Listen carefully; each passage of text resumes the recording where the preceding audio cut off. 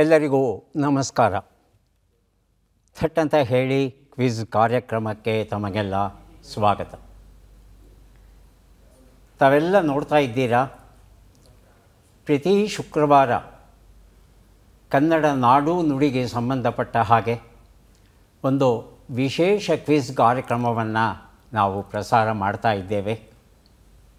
ಈ ಕಾರ್ಯಕ್ರಮದಲ್ಲಿ ಕನ್ನಡ ಭಾಷೆಗೆ ಸಂಬಂಧಪಟ್ಟ ಹಲವು ಪ್ರಶ್ನೆಗಳನ್ನು ಕೇಳ್ತಾ ಇದ್ದೇವೆ.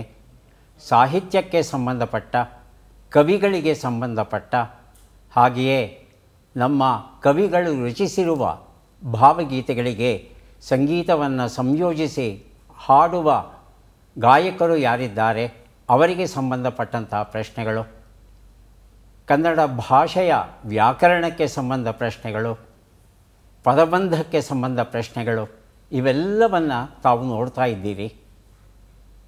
ಈ ಒಂದು ಕಾರ್ಯಕ್ರಮದಲ್ಲಿ ತಾವೂ ಸಹ ಭಾಗವಹಿಸಿದರೆ ನಮಗೆ ಬಹಳ ಸಂತೋಷವಾಗುತ್ತೆ. ಹಾಗಾಗಿ ದಯವಿಟ್ಟು ನಮ್ಮ ಕಾರ್ಯಕ್ರಮದಲ್ಲಿ ತಾವು ಭಾಗವಹಿಸಬೇಕು ಅಂತ ಈ ಮೂಲಕ ಪ್ರಾರ್ಥನೆಯನ್ನು ಸಲ್ಲಿಸ್ತಾ ಇದ್ದೇವೆ. ತಾವು ಮಾಡಬೇಕಾದದ್ದು ಬಹಳ ಸರಳ. ಒಂದು ಮಿಂಚಂಚೆಯನ್ನು ಕಳಿಸೋದು ಅಥವಾ ಒಂದು ಪತ್ರವನ್ನು ಬರೆಯೋದು ಅಷ್ಟೇ. ಮಿಂಚಂಚೆಯನ್ನು ಯಾರಿಗೆ ಬರೀಬೇಕು, ಪತ್ರವನ್ನು ಯಾರಿಗೆ ಬರೀಬೇಕು, ಏನು ಮಾಹಿತಿ ತಿಳಿಸಬೇಕು, ಅದೆಲ್ಲವನ್ನು ನಿಮ್ಮ ಮುಂದೆ ಇಡ್ತಾ ಇದ್ದೇವೆ. ಮೊದಲಿಗೆ ವಿಳಾಸ, ಪತ್ರ ಬರೆಯೋರಿಗೆ ವಿಳಾಸ, ಕಾರ್ಯಕ್ರಮ ಮುಖ್ಯಸ್ಥರು, ಕನ್ನಡ ವಿಶೇಷ ಸಂಚಿಕೆ, ಥಟ್ ಅಂತ ಹೇಳಿ ವಿಭಾಗ, ದೂರದರ್ಶನ ಕೇಂದ್ರ, ಬೆಂಗಳೂರು 560006. ಇಮೇಲ್ ವಿಳಾಸಕ್ಕೆ ಕಳಿಸೋದಾದರೆ ಥಟ್ ಅಂತ ಹೇಳಿ 2023@gmail.com ಇಲ್ಲಿಗೆ ಕಳಿಸ್ಬೇಕು. ಏನು ಮಾಹಿತಿ ಕಳಿಸ್ಬೇಕು? ನಿಮ್ಮ ಊರು ಯಾವುದು, ನಿಮ್ಮ ಹೆಸರಿಗೇನು, ವಯಸ್ಸೆಷ್ಟಾಗಿದೆ, ವಿದ್ಯಾಭ್ಯಾಸ ಎಷ್ಟು, ಹವ್ಯಾಸಗಳೇನು, ಮುಖ್ಯವಾಗಿ ನಿಮ್ಮ ಮೊಬೈಲ್ ನಂಬರ್. ಇದೆಷ್ಟನ್ನು ನೀವು ಬರೆದು ನಮಗೆ ಕಳಿಸಿದರೆ ತಮ್ಮನ್ನು ಸಾವಕಾಶವಾಗಿ ನಮ್ಮ ಕೇಂದ್ರಕ್ಕೆ ಆಹ್ವಾನಿಸ್ತೇವೆ. ತಾವು ಕನ್ನಡ ವಿಶೇಷ ಸಂಚಿಕೆಯಲ್ಲಿ ಭಾಗವಹಿಸಬಹುದು. ಭಾಗವಹಿಸ್ತೀರಲ್ವಾ? ಸದ್ಯಕ್ಕೆ ತಾವು ಅನುಮತಿ ಕೊಟ್ಟರೆ ಇಂದಿನ ಸಂಚಿಕೆಯನ್ನು ಆರಂಭಿಸ್ತೇವೆ. ಮೊದಲಿಗೆ ನಮ್ಮ ಸ್ಪರ್ಧಿಗಳ ಪರಿಚಯವನ್ನು ಮಾಡಿಕೊಳ್ಳೋಣ. ಮೊದಲ ಸ್ಪರ್ಧಿ, ನನ್ನ ಹೆಸರು ರಾಜೇಶ್ ಹೊಂಗಲ್ ಅಂಥೇಳಿ ಧಾರವಾಡದಿಂದ ಬಂದಿದ್ದೇನೆ. ಹುಬ್ಬಳ್ಳಿಯ ಸರ್ಕಾರಿ ಪಾಲಿಟೆಕ್ನಿಕ್ನಲ್ಲಿ ಕಂಪ್ಯೂಟರ್ ಸೈನ್ಸ್ ವಿಭಾಗದ ಉಪನ್ಯಾಸಕನಾಗಿ ಕಳೆದ 33 ವರ್ಷಗಳಿಂದ ಸೇವೆ ಸಲ್ಲಿಸ್ತಾ ಇದ್ದೇನೆ. ನನ್ನ ಹವ್ಯಾಸಗಳು ಹನಿಗವನಗಳನ್ನು ಬರೆಯೋದು, ಕನ್ನಡದಲ್ಲಿ ಪುಸ್ತಕಗಳನ್ನು ಬರೆಯೋದು ಮತ್ತು ನಮ್ಮ ಕನ್ನಡ ದಿನಪತ್ರಿಕೆಗಳನ್ನು ಓದುವುದು. ಜೊತೆಗೆ ಈ ಕಾರ್ಯಕ್ರಮ ನಿರೂಪಣೆ ಆದ್ಯತೆಯ ಕ್ಷೇತ್ರ ಆಗಿದೆ. ಮತ್ತು ನನಗೇನೆಂದರೆ ಕನ್ನಡ ಅಭಿಮಾನ ಇರೋದರಿಂದ ನನ್ನ ವೈಯಕ್ತಿಕ ಉಪನ್ಯಾಸ ಕಾರ್ಯಕ್ರಮಗಳಲ್ಲಿ ಆಂಗ್ಲ ಭಾಷೆ ಪದಗಳನ್ನು ಸಹ ಕನ್ನಡ ಭಾಷೆಯಲ್ಲಿ ಕೊಡೋದ್ರಿಂದ ಮಕ್ಕಳು ಕನ್ನಡ ಮಾಧ್ಯಮದಲ್ಲಿ ಬಂದ ವಿದ್ಯಾರ್ಥಿಗಳಿಗೆ ಹೆಚ್ಚು ಸ್ಕೋರ್ ಆಗ್ತದೆ ಅಂಥೇಳಿ ನನ್ನ ವೈಯಕ್ತಿಕ ಅನಿಸಿಕೆ. ಧನ್ಯವಾದಗಳು. ರಾಜೇಶ್ ಅವರಿಗೆ ಸ್ವಾಗತವನ್ನು ಕೋರ್ತಾ ಇದ್ದೇವೆ. ಮುಂದಿನ ಸ್ಪರ್ಧಿ, ನಮಸ್ಕಾರ. ನನ್ನ ಹೆಸರು ಎನ್ ವೀಣಾ, ಬ್ಯಾಂಗ್ಳೂರು ನಿವಾಸಿ, ಸೆಂಟ್ರಲ್ ಗೌರ್ಮೆಂಟ್ ಆಫೀಸಲ್ಲಿ ಕೆಲಸ ಮಾಡ್ತಾ ಇದ್ದೀನಿ. ನನ್ನ ಹವ್ಯಾಸ ಪುಸ್ತಕ ಓದುವುದು, ಹೊಸ ರುಚಿ ಪ್ರಯತ್ನ ಮಾಡೋದು, ಟಿ ವಿ ನೋಡೋದು, ಸಂಗೀತ ಕೇಳೋದು. ಧನ್ಯವಾದ. ವೀಣಾ ಅವರಿಗೆ ಸ್ವಾಗತವನ್ನು ಕೋರ್ತಾ ಇದ್ದೇವೆ. ನಮ್ಮ ಮೂರನೆಯ ಸ್ಪರ್ಧಿ, ಎಲ್ಲರಿಗೂ ನಮಸ್ಕಾರ. ನನ್ನ ಹೆಸರು ಎನ್ ನಾಗರಾಜ್ ಅಂತ, ಬೆಂಗಳೂರಿನ ಉತ್ತರಹಳ್ಳಿಯಿಂದ ಬಂದಿದ್ದೀನಿ. ನಾನು ರಾಜ್ಯ ಸರ್ಕಾರಿ ನೌಕರ ಇದರಿಂದ ನಿವೃತ್ತಿ ಹೊಂದಿದ್ದೀನಿ 2 ವರ್ಷದ ಕೆಳಗಡೆ. ಈಗ ಕನ್ನಡ ದಿನಪತ್ರಿಕೆಗಳನ್ನು ಓದೋದು, ಥಟ್ ಅಂತೇಳಿ ಕಾರ್ಯಕ್ರಮ ಮಾಡೋದು, ನೋಡೋದು, ಇದೆಲ್ಲ ನನ್ನ ಅಭ್ಯಾಸ. ಸಂತೋಷ. ನಾಗರಾಜ್ ಅವರೇ, ನಮ್ಮ ಕಾರ್ಯಕ್ರಮಕ್ಕೆ ಸ್ವಾಗತವನ್ನು ಕೋರ್ತಾ ಇದ್ದೇವೆ ತಮಗೆ. ತಾವೆಲ್ಲ ಸಿದ್ಧವಾಗಿದ್ದರೆ ಕಾರ್ಯಕ್ರಮ ಆರಂಭಿಸೋಣ. ಮೊದಲಿಗೆ ನಿಯಮಗಳನ್ನು ಒಮ್ಮೆ ನೋಡಿಬಿಡೋಣ. ಒಟ್ಟು 10 ಪ್ರಶ್ನೆಗಳು. ಮೊದಲು ಬಜರ್ ಒತ್ತಿದವರಿಗೆ ಉತ್ತರ ನೀಡುವ ಅವಕಾಶ. ಪ್ರತಿ ಸರಿ ಉತ್ತರಕ್ಕೆ ಒಂದು ಪುಸ್ತಕ ಬಹುಮಾನ. ಆಯ್ಕೆಗಳು ಬರುವ ಮೊದಲೇ ಬಜರ್ ಒತ್ತಿ ಸರಿ ಉತ್ತರ ನೀಡಿದರೆ 2 ಪುಸ್ತಕ ಬಹುಮಾನ. 100 ಅಂಕ ಗಳಿಸಿದವರಿಗೆ ಒಂದು ಪುಸ್ತಕ ವಿಶೇಷ ಬಹುಮಾನ. ನಕಾರಾತ್ಮಕ ತಂತ್ರಗಳಿಗೆ ಅವಕಾಶವಿಲ್ಲ. ಇಂದಿನ ಕಾರ್ಯಕ್ರಮದ ಮೊದಲ ಪುಸ್ತಕ, ಮೊದಲ ಪ್ರಶ್ನೆಯನ್ನು ಈಗ ನೋಡೋಣ. ಶ್ರೀರಾಮನ ಕಥೆಯಲ್ಲಿ ಆದರ್ಶಗಳು. ಮೂಲ ಸಾಹಿತ್ಯಾಚಾರ್ಯ ಬಾಳಶಾಸ್ತ್ರಿ ಹರದಾಸ್. ಕನ್ನಡದಲ್ಲಿ ಸಂಗ್ರಹಿಸಿದ್ದಾರೆ ಸುನಾ ಮಲ್ಯ ಅವರು. ನಮ್ಮ ಮೊದಲ ಪ್ರಶ್ನೆ ಈಗ ಬಂತು. ಪ್ರಶ್ನೆಯನ್ನು ನೋಡೋಣ. ಪಸರಿಪ ಕನ್ನಡ ಕೋರ್ವನೇ ಸತ್ಕವಿ ಪಂಪನಾವಗಂ ಈ ಮಾತನ್ನು ಯಾರು ಹೇಳಿರುವರು ಅನ್ನೋದನ್ನು ತಿಳ್ಕೋಬೇಕಾಗಿದೆ. ಆಯ್ಕೆಗಳನ್ನು ನೋಡೋಣ. ಚೆಲುವರಾಜ, ಶಿವರಾಜ, ನಾಗರಾಜ, ಗೋವಿಂದರಾಜ. ಮೊದಲಿಗೆ ನಾಗರಾಜ್ ಬಸರುತ್ತಿದ್ದಾರೆ. ತಮ್ಮ ಉತ್ತರ ಗೋವಿಂದರಾಜ. ಗೋವಿಂದರಾಜ ಆಯ್ಕೆ 4. ರಾಜೇಶ್ ಹಾಗೂ ವೀಣಾ ಯಾರಾದರೂ ಬಸರುತ್ತಿ ಊಹೆ ಮಾಡ್ಬೋದು, ಗೊತ್ತಿಲ್ಲ ಅಂದರೆ ಚಿಂತೆ ಇಲ್ಲ. ಹೇಳಿ ವೀಣಾ. ಚೆಲುವರಾಜ. ಚೆಲುವರಾಜ ಆಯ್ಕೆ 1. ಉತ್ತರವನ್ನು ನೋಡೋಣ. ಆದರೆ ಸರಿಯಾದ ಉತ್ತರ ನಾಗರಾಜ ಆಗಿತ್ತು. ಏನು ಇದರ ಅರ್ಥ? ವಿಸ್ತಾರವಾದ ಕನ್ನಡಕ್ಕೆಲ್ಲ ಒಬ್ಬನೇ ಸತ್ಕವಿ, ಆತ ಪಂಪ ಅನ್ನೋದು ಈ ಮಾತಿನ ಅರ್ಥ. ಭೂಮಂಡಲಕ್ಕೆ ಚಕ್ರವರ್ತಿಯಂತೆ, ಸ್ವರ್ಗಕ್ಕೆ ದೇವೇಂದ್ರನಂತೆ, ಪಾತಾಳಕ್ಕೆ ಆದಿಶೇಷನಂತೆ, ಆಕಾಶಕ್ಕೆ ಸೂರ್ಯನಂತೆ ಕನ್ನಡ ಸಾಹಿತ್ಯ ಜಗತ್ತಿನಲ್ಲಿ ಪಂಪ ಒಬ್ಬನೇ ಒಬ್ಬ ಅನ್ನೋ ಮಾತನ್ನು ನಾಗರಾಜ ಅಂತಕ್ಕಂಥ ಈ ಕವಿ ಹೇಳಿದ್ದಾನೆ. ಮುಂದಿನ ಪುಸ್ತಕ ಜನಪ್ರಿಯ ಆರೋಗ್ಯ ಸಾಹಿತ್ಯ ಅಂದು ಇಂದು ಮುಂದು. ಬರೆದಿದ್ದಾರೆ ಡಾಕ್ಟರ್ ನಾ ಸೋಮೇಶ್ವರ. ಪ್ರಶ್ನೆ: ದಕ್ಷಿಣ ಭಾರತದ ಛಾವಣಿ ಯಾವುದು? ಆಯ್ಕೆಗಳನ್ನು ನೋಡೋಣ. ತೆಲಂಗಾಣ, ಕರ್ನಾಟಕ. ಹೇಳಿ ವೀಣಾವರೇ. ಕರ್ನಾಟಕ. ಕರ್ನಾಟಕ ಆಯ್ಕೆ 2 ಕರ್ನಾಟಕ ಅಂತ ಹೇಳಿದ್ದಾರೆ. ಆಯ್ಕೆ 3 ಆಂಧ್ರ ಪ್ರದೇಶ. ಆಯ್ಕೆ 4 ತಮಿಳುನಾಡು. ನಾಗರಾಜ್. ತಮಿಳುನಾಡು ಸರ್. ತಮಿಳುನಾಡು. ಉತ್ತರವನ್ನು ನೋಡೋಣ. ಸರಿಯಾದ ಉತ್ತರ ಕರ್ನಾಟಕ ಆಗಿತ್ತು. ವೀಣಾ ಈ ಉತ್ತರವನ್ನು ಕೊಟ್ಟಿದ್ದಾರೆ. ಜನಪ್ರಿಯ ಆರೋಗ್ಯ ಸಾಹಿತ್ಯ ಈ ಒಂದು ಪುಸ್ತಕವನ್ನು ವೀಣಾ ಅವರಿಗೆ ಕೊಟ್ಟಿದ್ದೇವೆ. ನಮ್ಮ ಕರ್ನಾಟಕ ಏನಿದೆ, ಪಶ್ಚಿಮ ಕರಾವಳಿಯ ಒಂದು ಪುಟ್ಟ ಭಾಗವನ್ನು ಬಿಟ್ಟರೆ ಉಳಿದ ಅಷ್ಟೋ ಕರ್ನಾಟಕ ದಖನ್ ಪ್ರಸ್ಥಭೂಮಿಯ ಮೇಲಿದೆ. ದಖನ್ ಪ್ರಸ್ಥಭೂಮಿಯ ಮೇಲೆ ಸರಿಸುಮಾರು 2000 ಅಡಿಗಳಿಗಿಂತಲೂ ಹೆಚ್ಚಿನ ಎತ್ತರದಲ್ಲಿದೆ ಕರ್ನಾಟಕ. ಹಾಗಾಗಿ ತಮಿಳು ಸಾಹಿತ್ಯದಲ್ಲಿ ನಮ್ಮ ಕನ್ನಡಿಗರನ್ನು ಕರುನಾಡಗರ್, ಕರುನಾಡು ಹೀಗೆಲ್ಲ ಪ್ರಯೋಗಗಳು ಕಂಡುಬರುತ್ತೆ. ಕರು ಅಂದರೆ ಎತ್ತರವಾದ, ನಾಡು ಅಂದರೆ ಪ್ರದೇಶ. ಎತ್ತರವಾದ ಪ್ರದೇಶದಲ್ಲಿ ವಾಸ ಮಾಡುವಂಥ ಜನ ಕರುನಾಡಗರು, ಕರ್ನಾಟಕರು, ಕನ್ನಡಿಗರು ಅಂತ ನಾವು ಹೇಳಬಹುದು. ಮುಂದಿನ ಪುಸ್ತಕ ಜ್ಯೋತಯ್ಯನ ಬಿದಿರು ಬುಟ್ಟಿ, ತೇಜಸ್ವಿನಿ ಹೆಗಡೆ ಬರೆದ ಕಥಾಕೃತಿ. ನಮ್ಮ ಪ್ರಶ್ನೆ: ವೈಜಯಂತಿ ತಿಲಕ ಸಮಗ್ರ ಕರ್ನಾಟಕ ಭೂವರ್ಗ ಭರ್ತಾರಂ ಎಂಬ ಶಾಸನೋಕ್ತಿಯು ಕದಂಬರು ಕರ್ನಾಟಕದ ಮೊದಲ ಅರಸರು ಎನ್ನುತ್ತದೆ. ಇದು ಯಾರ ಶಾಸನ? ಆಯ್ಕೆಗಳನ್ನು ನೋಡೋಣ. ಶಾಂತಿವರ್ಮ, ಮಯೂರವರ್ಮ, ಕಂಗುವರ್ಮ. ಬಸರುತ್ತಿದ್ದಾರೆ ರಾಜೇಶ್. ಮಯೂರವರ್ಮ. ಆಯ್ಕೆ 2. ಆಯ್ಕೆ 4 ಕಾಕುಸ್ತವರ್ಮ. ನಾಗರಾಜ್. ಕಾಕುಸ್ತವರ್ಮ ಸರ್. ಉತ್ತರವನ್ನು ನೋಡೋಣ. ಸರಿಯಾದ ಉತ್ತರ ಶಾಂತಿವರ್ಮ ಆಗಿತ್ತು. ನಮಗೆಲ್ಲ ಗೊತ್ತಿರೋ ಹಾಗೆ ಕನ್ನಡ ಸಾಮ್ರಾಜ್ಯಗಳು ಸರಿಸುಮಾರು ಒಂದೇ ಕಾಲದಲ್ಲಿ ಆರಂಭವಾಗುತ್ತೆ.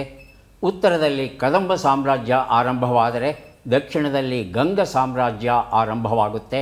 ಎರಡೂ ಸಾಮ್ರಾಜ್ಯಗಳು ಕನ್ನಡವನ್ನೇ ತಮ್ಮ ಆಡಳಿತ ಭಾಷೆಯನ್ನಾಗಿ ಬಳಸುತ್ತವೆ. ಆದರೆ ಮೊದಲ ಬಾರಿಗೆ ಶಾಸನದಲ್ಲಿ ನಾವು ಕನ್ನಡದ ಕರ್ನಾಟಕದ ಮೊದಲ ಅರಸರು ಅಂತ ಹೇಳ್ಕೊಂಡಿದ್ದು ಶಾಂತಿವರ್ಮ. ವೈಜಯಂತಿ ತಿಲಕ ಸಮಗ್ರ ಕರ್ನಾಟ ಭೂವರ್ಗ ಭರ್ತಾರಂ. ಸಮಗ್ರ ಕರ್ನಾಟ ಭೂವರ್ಗ. ಈ ಕರ್ನಾಟ ಕನ್ನಡ ಭಾಷೆಯ ಭೂಪ್ರದೇಶಗಳು ಏನಿದೆ ಅದರ ಸಮಗ್ರ ಒಡೆಯರು ನಾವು, ಭರ್ತಾರಂ ಒಡೆಯರು ನಾವು ಅಂತ ಶಾಸನದಲ್ಲಿ ಹೇಳಿಕೊಂಡಿದ್ದಾರೆ ಶಾಂತಿವರ್ಮ ಅವರು. ಮುಂದಿನ ಪುಸ್ತಕ ಮತ್ತು ಪ್ರಶ್ನೆ ಕಥೆ ಮತ್ತು ಕಥಾವಸ್ತು. SL ಭೈರಪ್ಪ ಅವರು ಬರೆದಂಥ ಪುಸ್ತಕ ಇದು. ನಮ್ಮ ಪ್ರಶ್ನೆ: ಕ್ರಿಸ್ತಶಕ 753 ಸಮನಗಡ ತಾಮ್ರ ಶಾಸನದ ಅನ್ವಯ ಯಾರ ಸೇನೆಯು ಕರ್ನಾಟಕ ಬಲಂ ಎಂದು ಹೆಸರಾಗಿತ್ತು. ಆಯ್ಕೆಗಳನ್ನು ನೋಡೋಣ. ದಂತಿ ದುರ್ಗ, ಆದಿತ್ಯವರ್ಮ, ಇಮ್ಮಡಿ ಪುಲಿಕೇಶಿ, ಇಮ್ಮಡಿ ಕೀರ್ತಿವರ್ಮ. ಮೊದಲಿಗೆ ನಾಗರಾಜ್, ಆನಂತರ ರಾಜೇಶ್. ಇಮ್ಮಡಿ ಕೀರ್ತಿವರ್ಮ. ಇಮ್ಮಡಿ ಕೀರ್ತಿವರ್ಮ ಆಯ್ಕೆ 4. ರಾಜೇಶ್. ದಂತಿದುರ್ಗ. ದಂತಿದುರ್ಗ ಆಯ್ಕೆ 1. ಉತ್ತರವನ್ನು ನೋಡೋಣ. ಇಮ್ಮಡಿ ಕೀರ್ತಿವರ್ಮ ಉತ್ತರ ಸರಿಯಾಗಿದೆ. ಕಥೆ ಮತ್ತು ಕಥಾವಸ್ತು ಎನ್ನುವ ಈ ಒಂದು ಪುಸ್ತಕವನ್ನು ಕೊಡ್ತಾ ಇದ್ದೇವೆ. ದಂತಿವರ್ಮ ರಾಷ್ಟ್ರಕೂಟರ ಅರಸ. ಇವನು ಕೀರ್ತಿವರ್ಮನನ್ನು ಸೋಲಿಸ್ತಾನೆ. ಕೀರ್ತಿವರ್ಮ ಈತ ಸೇರಿದ್ದು ಯಾರಿಗೆ ಅಂತ ಹೇಳ್ತಂದರೆ ಚಾಲುಕ್ಯರಿಗೆ ಸೇರಿದವನು ಈತ. ಹಾಗಾಗಿ ಕೀರ್ತಿವರ್ಮನನ್ನು ಸೋಲಿಸಿ ಬಾದಾಮಿಯಲ್ಲಿ ರಾಷ್ಟ್ರಕೂಟರ ಆಡಳಿತವನ್ನು ಆರಂಭಿಸ್ತಾನೆ. ಹಾಗಾಗಿ ಚಾಲುಕ್ಯರನ್ನು ಸೋಲಿಸಬೇಕಾದ್ರೆ ಚಾಲುಕ್ಯರ ಸೇನೆ ಎಂಥದ್ದು ಅನ್ನೋದನ್ನು ದಂತಿವರ್ಮ ಹೇಳ್ತಾನೆ. ದಂತಿದುರ್ಗ ಅಥವಾ ದಂತಿವರ್ಮ ಇವನೇ ಹೇಳ್ತಾನೆ, ಇದು ಕರ್ನಾಟಕ ಬಲಂ, ಬಹಳ ಬಹಳ ಪ್ರಸಿದ್ಧವಾದ ಬಲ ಇದು ಅನ್ನೋ ಮಾತನ್ನು ಹೇಳ್ತಾನೆ. ದಂತಿದುರ್ಗ ತನ್ನ ಶಾಸನದಲ್ಲಿ ಇಮ್ಮಡಿ ಕೀರ್ತಿವರ್ಮನನ್ನು ಸೋಲಿಸಿದಾಗ. ಆದರೆ ಇಮ್ಮಡಿ ಪುಲಿಕೇಶಿಯ ಸೇನೆ ಏನಿತ್ತು, ಕರ್ನಾಟಬಲಂ ಅಜೇಯಂ ಅನ್ನೋ ಹೆಸರನ್ನು ಅಂದಿನ ಸಮಗ್ರ ಭಾರತದಲ್ಲಿ ಗಳಿಸಿತ್ತು ಅನ್ನೋದನ್ನು ನಾವು ಈಗಾಗಲೇ ತಿಳ್ಕೊಂಡಿದ್ದೇವೆ. ಅದರ ಜೊತೆಗೆ ಅದಾದ ಮೇಲೂ ಸಹ ಈ ರಾಷ್ಟ್ರಕೂಟರು ಈ ಒಂದು ಸೇನೆಯ ಮಹತ್ವವನ್ನು ತಮ್ಮ ಶಾಸನದಲ್ಲಿ ಹೇಳಿದ್ದಾರೆ ಅನ್ನೋದು ಬಹಳ ಮುಖ್ಯವಾದ ವಿಚಾರ ಆಗುತ್ತೆ. ಮನಸ್ಸಿಗೇಕೆ ಕಾಯಿಲೆ, ಪರಿಹಾರವೇನು? ಡಾಕ್ಟರ್ CR ಚಂದ್ರಶೇಖರ್ ಬರೆದಂಥ ಪುಸ್ತಕ ಇದು. ನಮ್ಮ ಪ್ರಶ್ನೆ, ಈ ಪದ್ಯ ಭಾಗವನ್ನು ತಪ್ಪಿಲ್ಲದಂತೆ ಓದಬೇಕು. ಪದ್ಯಭಾಗ ಮೊದಲು ಬರುತ್ತೆ, ನೋಡಿ. ಯಾರು ಮೊದಲು ಓದ್ತೀರಿ ಬಜರ್ ಒತ್ತಿ. ಮೂವರೂ ಸರಿಯಾಗಿ ಓದಿದ್ರೆ ಮೂವರಿಗೂ ಪುಸ್ತಕ ದೊರೆಯುತ್ತೆ. ಈಗ ಪದ್ಯಭಾಗ ಬಂತು. ಈ ಪದ್ಯವನ್ನು ನಾನು ಓದೋದಿಲ್ಲ, ನೀವೇ ಓದಬೇಕು. ಯಾರು ಓದ್ತೀರಿ ಮೊದಲು ಬಜರ್ ಒತ್ತಿ. ಯಾಕೆ ಇಷ್ಟು ಹಿಂದೇಟ್ ಹಾಕ್ತಾ ಇದ್ದೀರಿ? ನಾಗರಾಜ್, ಆನಂತರ ರಾಜೇಶ್. ನಾಗರಾಜ್ ಓದಿ. ಎಲ್ಲಿ ಮುಗಿಲಲ್ಲಿ ಮಿಂಚಿನೋಲ್ ಕಾವೇರಿ ಹೊಳೆ ಹೊಳೆವಳೋ, ಎಲ್ಲಿ ನೆಲವನ್ನು ತಣಿಸಿ ಜನಮನ ಹೊಲವ ಕಳೆ ಕಳೆ ಕಳೆವಳೋ, ಅಲ್ಲೇ ಕೊಡಗರ ನಾಡಲ ಅಲ್ಲೇ ಕೊಡವರ ಬೀಡಲ. ಎಲ್ಲಿ ತಪ್ಪಾಯಿತು? ಹೊಳೆ ಹೊಳೆವಳೋ ಅಲ್ಲೇನದು? ಹೊಳೆಬಳು ಪರವಾಗಿಲ್ಲ, ಅಲ್ಲಿ ಅಂಥ ದೊಡ್ಡ ತಪ್ಪೇನಾಗಿಲ್ಲ. ಆದರೆ ಕಳೆವಳು ಅಲ್ಲಿ ದೊಡ್ಡ ತಪ್ಪಾಯಿತು. ಕಳೆವಳು ಕಳೆವಳು ಅಲ್ಲಿ ಒಂದು ಸಣ್ಣ ತಪ್ಪಾಯಿತು. ನೋಡೋಣ ರಾಜೇಶ್ವರು ಓದ್ತಾರ ಅಂತ. ಎಲ್ಲ ಮುಗಿಲಲಿ ಮಿಂಚಿನೋಲ್ ಕಾವೇರಿ ಹೊಳೆ ಹೊಳೆವಳೋ, ಎಲ್ಲಿ ನೆಲವನ್ನು ತಣಿಸಿ ಜನಮನ ಹೊಲವ ಕಳೆ ಕಳೆವಳೋ, ಅಲ್ಲೇ ಕೊಡಗರ ನಾಡಲ ಅಲ್ಲೇ ಕೊಡವರ ಬೀಡಲ. ಆರಂಭದ ಶಬ್ದವನ್ನೇ ತಪ್ಪು ಮಾಡಿಬಿಟ್ರಿ. ಎಲ್ಲಿ ಇತ್ತು ಎಲ್ಲ ಹೇಳ್ರಿ. ಸಾವಕಾಶವಾಗಿ ಓದಬಹುದು, ಆ ಥರ ಏನಿಲ್ಲ. ಕೊನೆ ಪಕ್ಷ ವೀಣಾವರು ಸರಿಯಾಗಿ ಓದ್ತಾರ ನೋಡೋಣ. ಎಲ್ಲಿ ಮುಗಿಲಲಿ ಮಿಂಚಿನೋಲ್ ಕಾವೇರಿ ಹೊಳೆ ಹೊಳೆವಳೋ, ಎಲ್ಲಿ ನೆಲವನ್ನು ತಣಿಸಿ ಜನಮನ ಹೊಲವ ಕಳೆ ಕಳೆವಳೋ, ಅಲ್ಲೇ ಕೊಡಗರ ನಾಡಲ ಅಲ್ಲೇ ಕೊಡವರ ಬೀಡಲ. ಪರವಾಗಿಲ್ಲ, ಚೆನ್ನಾಗಿ ಓದಿದ್ರಿ, ಸಂತೋಷವಾಯಿತು. ಮನಸ್ಸಿಗೇಕೆ ಕಾಯಿಲೆ ಎನ್ನುವ ಈ ಒಂದು ಪುಸ್ತಕವನ್ನು ವೀಣಾ ಅವರಿಗೆ ಕೊಡ್ತಾ ಇದ್ದೇನೆ. ವೀಣಾ ಅವರೇ, ಯಾರು ಬರೆದದ್ದು ಈ ಪದ್ಯವನ್ನು? ಬರೆದವರು ಪಂಜೆ ಮಂಗೇಶ್ವರ. ಶಾಲಾ ದಿನಗಳಲ್ಲಿ ನಮಗೆ ಪಠ್ಯವಾಗಿತ್ತು ಇದು ಜೊತೆಗೆ ಹುತ್ತರಿ ಹಬ್ಬ ಅಂತಕ್ಕಂಥ ಇನ್ನೊಂದು ಹಾಡು. ಅವೆರಡೂ ನಾವು ವಿದ್ಯಾರ್ಥಿಗಳಾಗಿ ಕಲಿತಿದ್ವಿ. ತುಂಬ ಸುಂದರವಾದಂಥ ಒಂದು ಗೀತೆ ಇದು. ಚೆನ್ನಾಗಿ ಓದಿದ್ರಿ. ಮುಂದಿನ ಪುಸ್ತಕ ಗಗನಗೋಚರಿ ವಸುಂಧರ. ಮೂಲ ಪರಿಕಲ್ಪನೆ ಅಹೋರಾತ್ರ ನಟೇಶ ಪೋಲೇಪಲ್ಲಿ ಅವರದ್ದು. ಕಾರ್ಯರೂಪಕ್ಕೆ ತಂದವರು ಡಾಕ್ಟರ್ ಶ್ರೀವತ್ಸ ಎಸ್ ಭಟಿ ಅವರು. ಪ್ರಶ್ನೆ ಈಗ ಬಂತು. ಈ ವಾಕ್ಯಗಳಲ್ಲಿ ಯಾವ ವಾಕ್ಯವು ಸರಿಯಾಗಿ ಇದೆ ಮತ್ತು ಯಾಕೆ ಸರಿಯಾಗಿದೆ ಎನ್ನುವುದನ್ನು ತಿಳಿಸಬೇಕು. ವಾಕ್ಯವನ್ನು ನೋಡೋಣ. ಮೊದಲ ವಾಕ್ಯ, ನಮ್ಮ ತಂದೆಯವರು ಹೊರಗೆ ಹೋಗಿದ್ದಾರೆ, ಆನಂತರ ಬನ್ನಿ. ಎರಡನೇ ವಾಕ್ಯ, ನಮ್ಮ ತಂದೆಯವರು ಹೊರಗೆ ಹೋಗಿದ್ದಾರೆ, ಅನಂತರ ಬನ್ನಿ. ಬಜರೊತ್ತಿ ಉತ್ತರವನ್ನು ಕೊಡಿ. ಮೊದಲಿಗೆ ವೀಣಾ ಅವರು ಬಜರೊತ್ತಿದ್ದಾರೆ. ಮೊದಲನೆಯದು, ನಮ್ಮ ತಂದೆಯವರು ಹೊರಗೆ ಹೋಗಿದ್ದಾರೆ, ಆ ನಂತರ ಬನ್ನಿ. ಅದು ಸರಿಯಾಗಿದೆಯಾ ತಪ್ಪಾಗಿದೆಯಾ? ಸರಿಯಾಗಿದೆ. ಸರಿಯಾಗಿದೆ. ಯಾಕೆ ಸರಿಯಾಗಿದೆ? ಎರಡನೇದು ಯಾಕೆ ತಪ್ಪಾಗಿದೆ? ಆ ನಂತರ ಸರಿ ಅನ್ನೋ ಅನಿಸ್ತು ನನಗೆ. ಆ ನಂತರ ಸರಿ ಅಂತ ಅನಿಸುತ್ತೆ. ಹಾಂ ಹಾಂ. ನಾಗರಾಜ್ ಸರ್, ಎರಡನೇದು ಸರಿ ಇದೆ. ಹಾಂ, ಯಾಕೆ? ನಮ್ಮ ತಂದೆಯವರು ಹೊರಗೆ ಹೋಗಿದ್ದಾರೆ, ಅನಂತರ ಬನ್ನಿ. ಹಾಂ, ಆ ನಂತರ ಬನ್ನಿ ಏನು ತಪ್ಪಿದೆ? ಅನಂತರ ಬನ್ನಿ ಅಂದರೆ ಅದು ಆಮೇಲೆ ಬನ್ನಿ. ಅನಂತರ ಬನ್ನಿ ಅಂದರೂ ಅದೇ ಅರ್ಥ ಅಲ್ವಾ ಸರ್? ಅನಂತರ ಬನ್ನಿ ಸರಿಯಾಗಿದೆ ಅಂತ ನನ್ನ ಭಾವನೆ. ಮೊದಲನೇದೇ ಸರಿ? ಮೊದಲನೇದೇ ಸರಿ ಅಂತ. ನಂತರ ಅಂದರೆ ನಂತರ ಆಲ್ರೆಡಿ ನೆಕ್ಸ್ಟ್ ಬರೋದು ಅಂತಿದೆ, ಮತ್ತು ಅಂದರೆ ನೆಗೆಟಿವ್ ಮಾಡ್ದಂಗೆ ಆಗ್ತದೆ ಅಂತ ನನ್ನ ಪರಿಕಲ್ಪನೆ. ಎರಡನೇದೇ ತಪ್ಪು ಸರಿ ಅಂತ. ಸೊ ವೀಣಾ ಅವರು ಅಂತಿಮವಾಗಿ ಅದೇ ಮೊದಲನೇ ಬನ್ನಿ, ಆ ನಂತರ ಬನ್ನಿ, ಅದೇ ಸರಿಯಾಗಿದೆ. ಸರಿಯಾದ ಉತ್ತರವನ್ನು ನೋಡೋಣ. ಅನಂತರ ಬನ್ನಿ ಅನ್ನೋದು ಸರಿಯಾದ ಉತ್ತರ. ಆ ನಂತರ ಬನ್ನಿ ಯಾಕೆ ಸರಿಯಲ್ಲ ಅಂದರೆ ಕನ್ನಡ ಭಾಷೆಯಲ್ಲಿ ಆ ನಂತರ ಅನ್ನೋ ಶಬ್ದ ಇಲ್ಲ. ಆಡು ಭಾಷೆಯಲ್ಲಿ ಬಳಸ್ಬಿಡ್ತೀವಿ ನಾವು. ಅದೇ ನಿಘಂಟನ್ನು ತೆಗೆದು ನೋಡಿ, ಆ ನಂತರ ಅಂತ ಇಲ್ಲ, ಅನಂತರ ಅಂತಲೇ ಇರೋದು.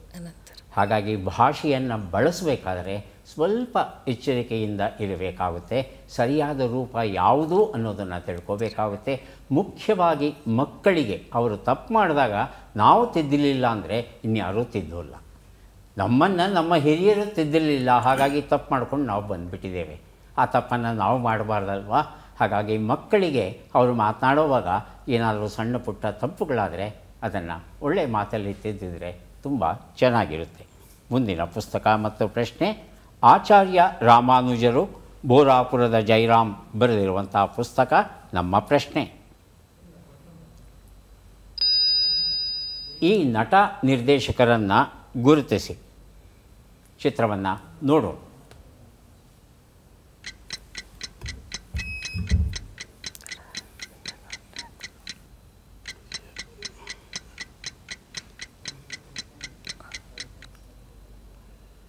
ಆಯ್ಕೆಗಳು ಬರೋದಕ್ಕೆ ಮೊದಲು ನಾಗರಾಜ್ ಅವರು ಬಜರ್ ಒತ್ತಿದ್ದಾರೆ.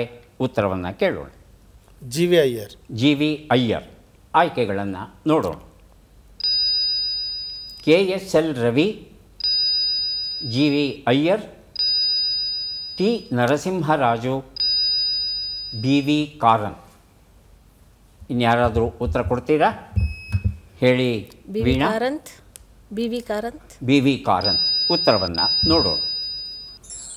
ಜಿ ವಿ ಅಯ್ಯರ್ ಅನ್ನೋದು ಸರಿಯಾದ ಉತ್ತರ ಆಗಿತ್ತು. ಈ ಉತ್ತರವನ್ನು ನಾಗರಾಜ್ ಅವರು ಕೊಟ್ಟಿದ್ದಾರೆ. ಆಯ್ಕೆಗಳು ಬರೋದಕ್ಕೆ ಮೊದಲೇ ಕೊಟ್ಟಿದ್ದೀರಿ ಅಲ್ವಾ? ಹಾಗಾಗಿ ತಮಗೆ ಇನ್ನೂ ಒಂದು ಪುಸ್ತಕ ಕೊಡ್ತಾ ಇದ್ದೇವೆ. ಜೋತಯ್ಯನ ಬಿದಿರು ಬುಟ್ಟಿ ಎನ್ನುವ ಪುಸ್ತಕ. 2 ಪುಸ್ತಕ ನಾಗರಾಜ್ ಅವರಿಗೆ ದೊರೆತಿದೆ. ನಮಗೆಲ್ಲ ಗೊತ್ತಿರೋ ಹಾಗೆ ಜಿ ವಿ ಅಯ್ಯರ್ ಅವರು ಮೂಲತಃ ನಟರವರು. ಅದಾದ ನಂತರ ಗೀತ ರಚನೆಯನ್ನು ಮಾಡ್ತಾರೆ, ಸಂಭಾಷಣೆಯನ್ನು ಬರೀತಾರೆ, ಕೊನೆಗೆ ನಿರ್ದೇಶನವನ್ನು ಮಾಡ್ತಾರೆ. ಇವರ ವಿಶೇಷ ಏನು ಅಂದರೆ, ಇವರು ತಮ್ಮ ಚಿತ್ರಗಳ ನಿರ್ದೇಶನವನ್ನು ಕನ್ನಡ ಭಾಷೆಯಲ್ಲಿ ಮಾತ್ರ ಅಲ್ಲದೆ ಸಂಸ್ಕೃತ ಭಾಷೆಯಲ್ಲೂ ಮಾಡ್ತಾರೆ. ಇವರು ಇಡೀ ಜಗತ್ತಲ್ಲಿ ಸಂಸ್ಕೃತದಲ್ಲಿ ಚಲನಚಿತ್ರವನ್ನು ನಿರ್ದೇಶನ ಮಾಡಿದಂಥ ಕೀರ್ತಿ ಜಿ ವಿ ಅಯ್ಯರ್ ಅವರಿಗೆ ಸಲ್ಲುತ್ತೆ. ಮುಂದಿನ ಪುಸ್ತಕ, ಎಳೆಯರಿಗಾಗಿ ಭಾರತೀಯ ಸ್ವಾತಂತ್ರ್ಯದ ಇತಿಹಾಸ ಎನ್ನುವ ಪುಸ್ತಕ. ಪ್ರಶ್ನೆ, ಈ ಭಾವಗೀತೆಯನ್ನು ಬರೆದ ಕವಿಯನ್ನು ಗುರುತಿಸಿ. ಭಾವಗೀತೆಯನ್ನು ಆಲಿಸೋಣ.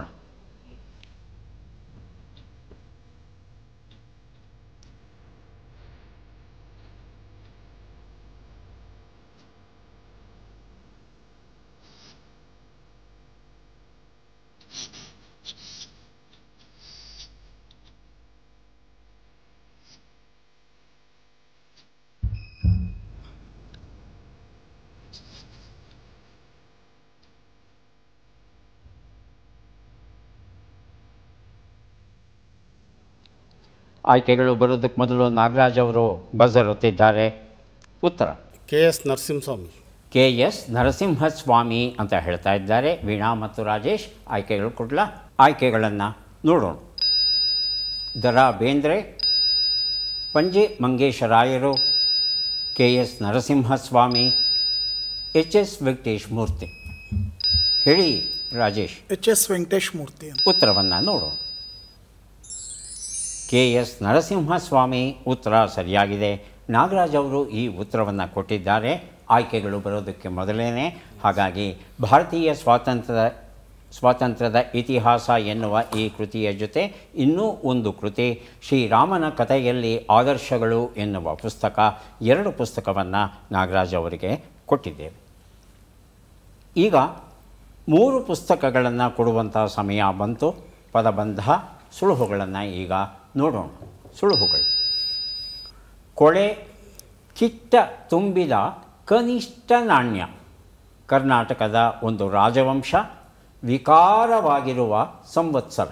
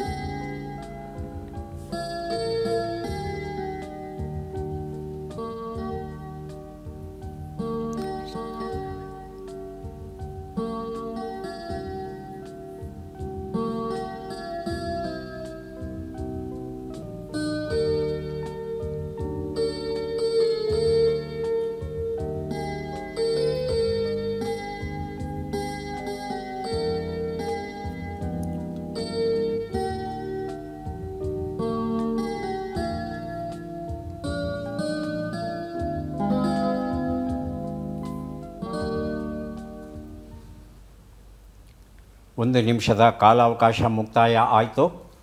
ಮೊದಲನೇ ಶಬ್ದವನ್ನು ನಾನು ಕೊಡ್ತೇನೆ. 2ನೇ ಶಬ್ದಕ್ಕೆ 3ನೇ ಶಬ್ದಕ್ಕೆ ತಾವು ಪ್ರಯತ್ನಿಸಬಹುದು. ಮೊದಲನೇ ಶಬ್ದ ಉತ್ತರ. ಕಿಲುಬು ಕಾಸು ಅಂತ ನಾವು ಹೇಳ್ತೇವೆ. ಈ ನುಡಿಗಟ್ಟು ಕನ್ನಡದಲ್ಲಿ ಉಂಟು. 2 ಉತ್ತರ. ಯಾರು ಬೇಕಾದರೂ ಬಜರ್ ಒತ್ತಿ ಉತ್ತರವನ್ನು ಕೊಡಿ. ಕರ್ನಾಟಕದ ಒಂದು ರಾಜವಂಶ. ಬಜರ್ ಒತ್ತಿದ್ದಾರೆ ರಾಜೇಶ್. ರಾಷ್ಟ್ರಕೂಟರು. ಸರ್, ಅಲ್ಲಿರೋದು 3 ಮನೆ. ಮಧ್ಯದಕ್ಷರ ಲು. ಹೇಳಿ ನಾಗರಾಜ್. ಚಾಲುಕ್ಯ. ಉತ್ತರವನ್ನು ನೋಡೋಣ. ಚಾಲುಕ್ಯ ಉತ್ತರ ಸರಿಯಾಗಿದೆ. ವೇದ ಕಾಲದ ವಿದ್ಯಾವತಿಯರು ಎನ್ನುವ ಪುಸ್ತಕ ನಾಗರಾಜ್ ಅವರಿಗೆ ಕೊಟ್ಟಿದ್ದೇನೆ. 3 ಉತ್ತರ. ಯಾರು ಬೇಕಾದರೂ ಬಜರ್ ಒತ್ತಬಹುದು, ಉತ್ತರವನ್ನು ಕೊಡಬಹುದು. ವಿಕಾರವಾಗಿರುವ ಸಂವತ್ಸರ.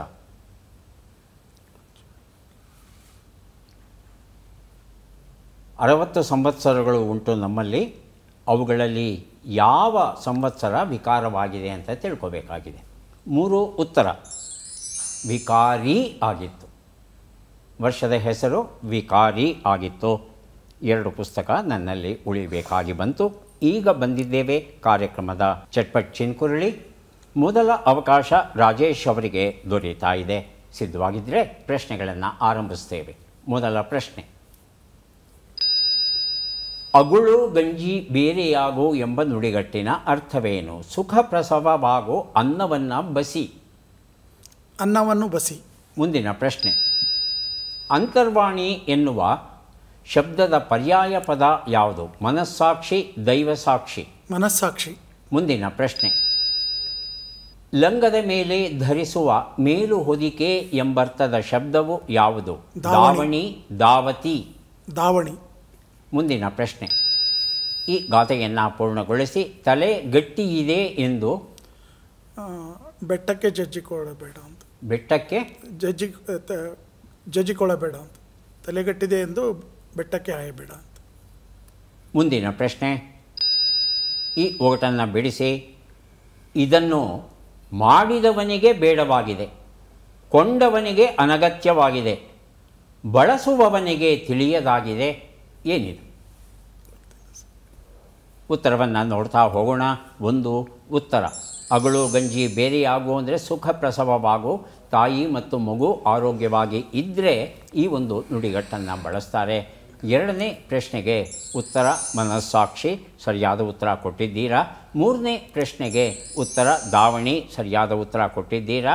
ನಾಲ್ಕನೇ ಪ್ರಶ್ನೆಗೆ ಉತ್ತರ ತಲೆ ಗಟ್ಟಿ ಇದೆ ಎಂದು ಬಂಡೆಗೆ ಚೆಚ್ಚಿಕೊಂಡಾರೆ, ಕಲ್ಲಿಗೆ ಚೆಚ್ಚಿಕೊಂಡಾರೆ.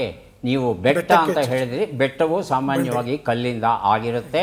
ಹಾಗಾಗಿ ಅರ್ಥ ಇದೆ ಅನ್ನೋ ಹಿನ್ನೆಲೆಯಲ್ಲಿ ಇದನ್ನು ಸರಿ ಅಂತ ಸ್ವೀಕರಿಸ್ತಾ ಇದ್ದೇವೆ. ಐದನೇ ಪ್ರಶ್ನೆಗೆ ಉತ್ತರ ಇದು ಶವಪಟ್ಟಿಗೆ, ಕಾಫಿನ್. ಮಾಡೋವನಿಗೂ ಬೇಡವಾಗಿದೆ, ಕೊಂಡ್ಕೊಂಡವನಿಗೂ ಬೇಡವಾಗಿದೆ, ಅದನ್ನು ಬಳಸೋವನಿಗೆ ನಾನು ಬಳಸ್ತಾ ಇದ್ದೀನಿ ಅನ್ನೋ ವಿಚಾರವೇ ಗೊತ್ತಿಲ್ಲ. ಎಷ್ಟು ಸರಿ ಉತ್ತರ ಆಯಿತು? 3 ಅನಿಸುತ್ತೆ. 2 3 ಮನಸ್ಸಾಕ್ಷಿ ಒಂದು ಕೊಟ್ಟಿದ್ದೀರಾ, ದಾವಣಿ ಕೊಟ್ಟಿದ್ದೀರಾ, ಬಂಡೆದೊಂದು ಕೊಟ್ಟಿದ್ದೀರಾ. 3 ಸರಿ ಉತ್ತರ ಕೊಟ್ಟಿದ್ದೀರಿ. 3 ಪುಸ್ತಕಗಳನ್ನು ತಮಗೆ ಕೊಡ್ತಾ ಇದ್ದೇವೆ. ಈಗ ವೀಣಾ ಅವರು ಸಿದ್ಧವಾಗಿದ್ದರೆ ಅವರಿಗೆ ಪ್ರಶ್ನೆಗಳನ್ನು ಕೇಳೋಕ್ಕೆ ನಾವು ಸಿದ್ಧವಾಗಿದ್ದೇವೆ. ಮೊದಲ ಪ್ರಶ್ನೆ, ಅಗಚಾಟ್ಲು ಮಾರಿ ಎಂಬ ನುಡಿಗಟ್ಟಿನ ಅರ್ಥವೇನು? ತೊಂದರೆಯನ್ನು ಕೊಡುವವನು, ಕಷ್ಟಕ್ಕೆ ನೆರವಾಗುವವನು. ತೊಂದರೆಯನ್ನು ಕೊಡುವವನು. ಮುಂದಿನ ಪ್ರಶ್ನೆ, ಅಂತರ್ಯಾಮಿ ಎನ್ನುವ ಶಬ್ದದ ಪರ್ಯಾಯ ಪದ ಯಾವುದು? ಪರಮಾತ್ಮ, ಜೀವಾತ್ಮ. ಪರಮಾತ್ಮ. ಮುಂದಿನ ಪ್ರಶ್ನೆ, ಒಂದಕ್ಕೊಂದು ಸರಿದೂಗಿಸಿ ನೋಡುವುದು ಎಂಬರ್ಥದ ಶಬ್ದ ಯಾವುದು? ತುಲನಾ, ತುಲನಾತ್ಮಕ. ತುಲನಾ. ಮುಂದಿನ ಪ್ರಶ್ನೆ, ಈ ಗಾದೆಯನ್ನು ಪೂರ್ಣಗೊಳಿಸಿ ಕೈಗೆ ಬಂದ ತುತ್ತು.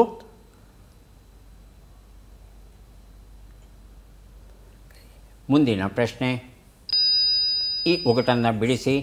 ಮಣಿ ಮಣಿ ಮಣಿಗಾರ, ಮಣಿ ಮಣಿ ಶೃಂಗಾರ, ಯಾರಿಗೆ ಮುಟ್ಟಿಸಿ ಬಂದೆಯೋ ರಾಜಕುಮಾರ. ಚೇಳು. ಚೇಳು. ಉತ್ತರವನ್ನು ನೋಡ್ತಾ ಹೋಗೋಣ. ಒಂದು ಉತ್ತರ ಅಗಚಾಟ್ಲು ಮಾರಿ ತೊಂದರೆಯನ್ನು ಕೊಡುವವನು. ಕೊಟ್ಟಿದ್ದೀರಾ ಉತ್ತರ? ಕೊಟ್ಟಿದ್ದೀರಿ. ಎರಡನೇ ಪ್ರಶ್ನೆಗೆ ಉತ್ತರ ಪರಮಾತ್ಮ ಆಗಿತ್ತು, ಕೊಟ್ಟಿದ್ದೀರಲ್ವಾ? ಮೂರನೇ ಪ್ರಶ್ನೆಗೆ ಉತ್ತರ ತುಲನಾತ್ಮಕ ಆಗಿತ್ತು, ಹೋಲಿಸ್ತಾ ಇದ್ದೇವೆ. ತಾವು ಈ ಉತ್ತರ ಕೊಡಲಿಲ್ಲ. ನಾಲ್ಕನೇ ಪ್ರಶ್ನೆಗೆ ಉತ್ತರ ಕೈಗೆ ಬಂದ ತುತ್ತು ಬಾಯಿಗೆ ಬರಲಿಲ್ಲ, ಜನಪ್ರಿಯವಾದಂಥ ಒಂದು ಗಾದೆ ಮಾತಾಗಿತ್ತು. ಐದನೇ ಪ್ರಶ್ನೆಗೆ ಉತ್ತರ ಇದು ಚೇಳು ಸರಿಯಾದ ಉತ್ತರ ಆಗಿತ್ತು. ಎಷ್ಟು ಸರಿಯಾಯಿತು? 3 ಅಲ್ವಾ? 3 ಪುಸ್ತಕಗಳನ್ನು ತಮಗೆ ಕೊಡ್ತಾ ಇದ್ದೇವೆ. ಈಗ ಅವಕಾಶ ನಾಗರಾಜ್ ಅವರಿಗೆ ಬರ್ತಾ ಇದೆ. ಸಿದ್ಧವಾಗಿದ್ದರೆ ನಾಗರಾಜ್ ಅವರಿಗೆ ಪ್ರಶ್ನೆಗಳನ್ನು ಆರಂಭಿಸ್ತೇವೆ. ಮೊದಲ ಪ್ರಶ್ನೆ, ಅಗಚಾಟ್ಲು ಬೀಳು ಎಂಬ ನುಡಿಗಟ್ಟಿನ ಅರ್ಥವೇನು? ಕಷ್ಟಪಡು, ಸುಖಪಡು. ಕಷ್ಟಪಡು. ಮುಂದಿನ ಪ್ರಶ್ನೆ, ಅಂತರ್ಧಾನ ಎನ್ನುವ ಶಬ್ದದ ಪರ್ಯಾಯ ಪದ ಯಾವುದು? ಮಾಯವಾಗುವಿಕೆ, ಗುಪ್ತದಾನ. ಗುಪ್ತದಾನ. ಮುಂದಿನ ಪ್ರಶ್ನೆ, ತಂದೆಯ ಹಾಗೆ ಗೌರವಕ್ಕೆ ಪಾತ್ರನಾದ ವ್ಯಕ್ತಿ ಎನ್ನುವ ಅರ್ಥವನ್ನು ಕೊಡುವ ಶಬ್ದ ಯಾವುದು? ತೀರ್ಥಂಕರ, ತೀರ್ಥರೂಪ. ತೀರ್ಥರೂಪ. ಮುಂದಿನ ಪ್ರಶ್ನೆ, ಈ ಗಾದೆಯನ್ನು ಪೂರ್ಣಗೊಳಿಸಿ. ಶಿವಪೂಜೆಯಲ್ಲಿ ಕರಡಿ ಬಿಟ್ಟಂಗೆ, ಕರಡಿ ಬಂದಂಗೆ, ಕರಡಿ ಬಿಟ್ಟಂಗೆ. ಐದನೇ ಪ್ರಶ್ನೆ, ಈ ಒಗಟನ್ನು ಬಿಡಿಸಿ. ಹೋದ್ಯಾ ಪುಟ್ಟ, ಬಂದ್ಯಾ ಪುಟ್ಟ, ಕಾಲಿಗೆ ಮೆಟ್ಟೆ ಇಲ್ವಲ್ಲೋ.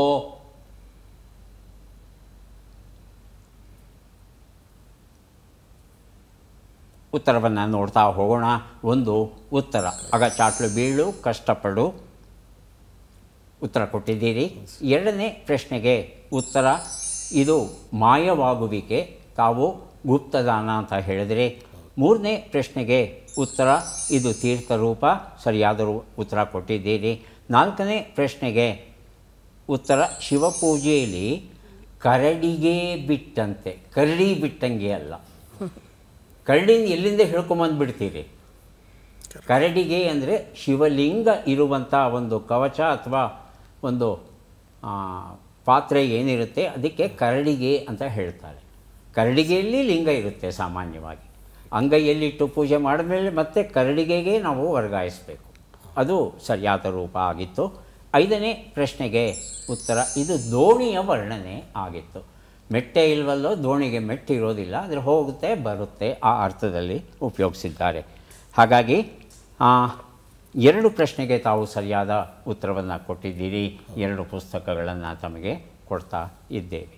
ಯಾರಿಗೆ ಎಷ್ಟು ಪುಸ್ತಕ ಬಂದಿದೆ ಅದನ್ನು ನೋಡುವ ಕ್ಷಣ ಈಗ ಬಂತು. ರಾಜೇಶ್ ಅವರಿಗೆ 3 ಪುಸ್ತಕಗಳು ದೊರೀತಾ ಇವೆ. ಪುಸ್ತಕಗಳನ್ನು ಸ್ವೀಕರಿಸಿ ಕಾರ್ಯಕ್ರಮದಲ್ಲಿ ಭಾಗಿಯಾಗಿದ್ದಕ್ಕೆ ತಮಗೆ ಧನ್ಯವಾದಗಳನ್ನು ಅರ್ಪಿಸ್ತಾ ಇದ್ದೇವೆ. ವೀಣಾ ಅವರಿಗೆ 5 ಪುಸ್ತಕ ದೊರೀತಾ ಇದೆ, ಸ್ವೀಕರಿಸಿ ಅಭಿನಂದನೆಗಳು. ನಾಗರಾಜ್ ಅವರಿಗೆ 8 ಪುಸ್ತಕ ದೊರೆತಿದೆ, ಸ್ವೀಕರಿಸಿ ಅಭಿನಂದನೆಗಳು.